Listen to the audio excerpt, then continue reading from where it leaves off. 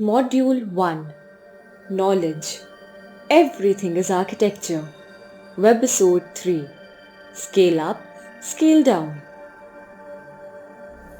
The energy cloud propels itself from the ground through the troposphere, stratosphere, further on until they're 10,000 kilometers from the surface of the Earth. It finally halts and begins floating in outer space. Seda, Decca and Theos look out onto the galaxy with awe and contemplation. I can only imagine how tiny we are in comparison to the infinite universe. The Earth, a lonely planet in the vast expanse, and in the 4.5 billions of years of Earth's life, humans have only been around for 7 billions of them. But how much have we evolved and grown in that time? How much we have advanced? With this sense of wonderment, they look towards the Earth, their home planet. Look guys, are my eyes deceiving me or is that another galaxy within our planet? Haha, no, that's Auroville, Decker. Come, let's get to the galaxy within our planet. Sedith moves back through the layers in the atmosphere, pausing in the stratosphere.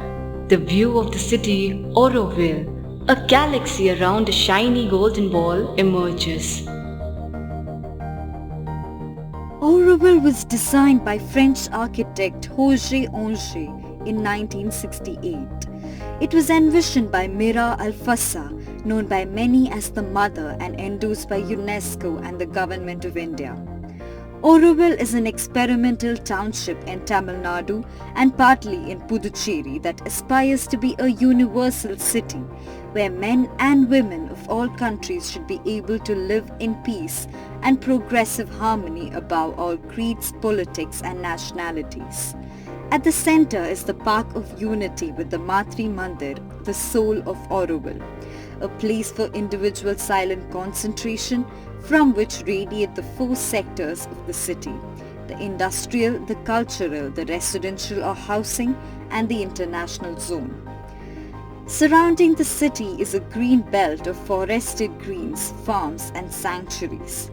Auroville was envisioned as a radical futuristic experiment that promoted integrated global living and self-sustaining systems woven into one's lifestyle, like growing one's own food, using renewable modes of energy like solar and wind energy, working with local materials like earth for reducing carbon footprints, and so on.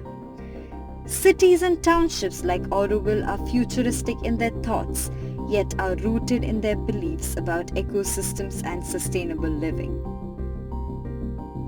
That is true. Speaking of galaxies, do you know there were historic cities also that were based on cosmic principles? Let me take you to the Pink City of Jaipur, era 1750 AD. Sedith teleports to the Pink City. At the foothills of the Aravali, Savai Madho Singh built the magical city of Jaipur with havelis and palaces based on the cosmic principles of Vastu Shastra.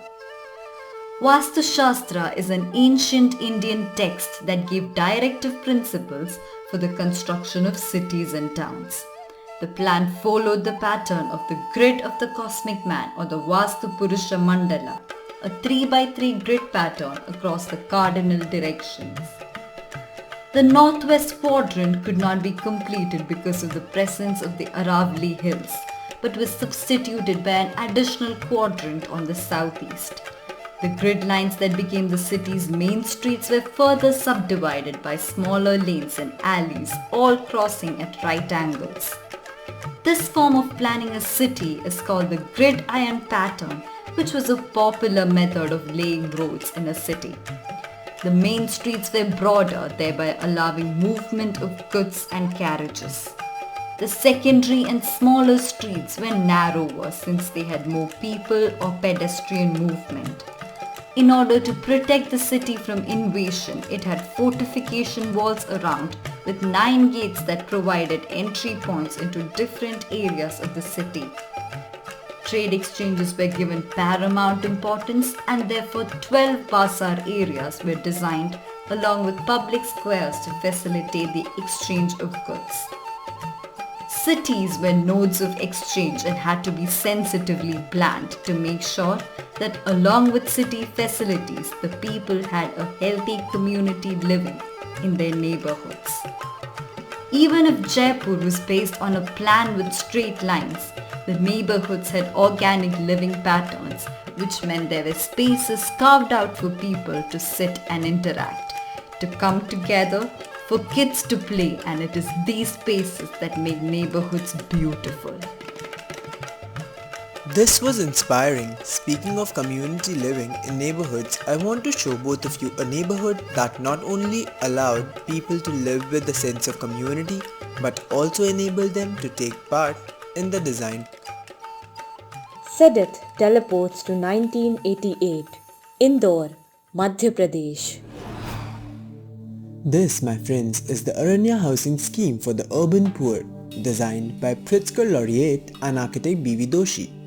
The built environment was developed with the view of giving freedom to the people living in the neighborhood, of how they wanted to build and how much they wanted to build, depending upon their affordability, requirements and preferences.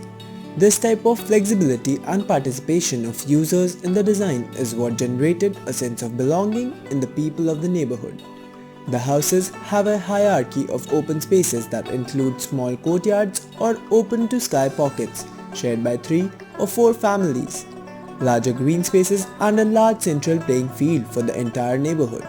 The pathways along the houses intersect with the open spaces to create a lovely network of shaded and lit spaces for the community.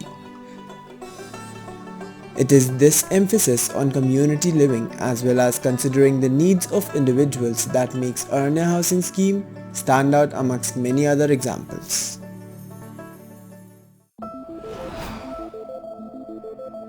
We have seen how community living for people is very important in the design of housing neighborhoods.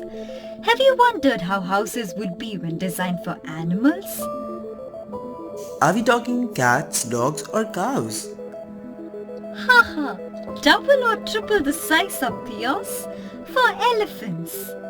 Houses for elephants? Where did that idea come from? Aren't forests their home already? I'm talking about domesticated elephants, Theos. Come, I'll show you.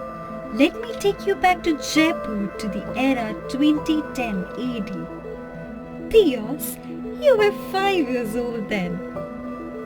The energy cloud teleports again. This is Hathi Gaon, the village for elephants. The project was built as a community living for mahouts, caretakers and elephants situated at the foothills of the Amer Palace and Fort. Designed by Rahul Mehrotra and Associates, the design strategy involved restoring the site that was damaged by extensive quarrying and to create spaces for water bodies and collect rainwater amounting to 20 million liters of water. Why was there a need to collect so much water? Well, do you know how much water in a day an elephant needs? Around 300 liters. There were 100 elephants to be housed in the village, which meant, do your math, 300 liters by 100 elephants by 365 days in a year, which is 10,950,000 liters or more than 10 million liters of water in a year.